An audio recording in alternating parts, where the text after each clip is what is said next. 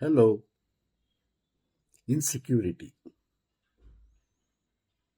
Our mind, the restless mind, the chatterbox, will always remind about our inefficiency, our defaults, our way of thinking, and always reminds us about the weaknesses that we have in our lifetime.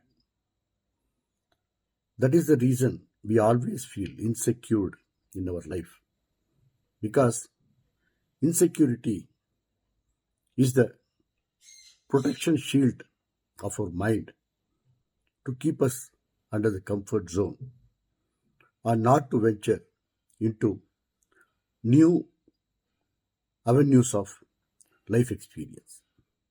So let us stop this insecurity and be active. Thank you.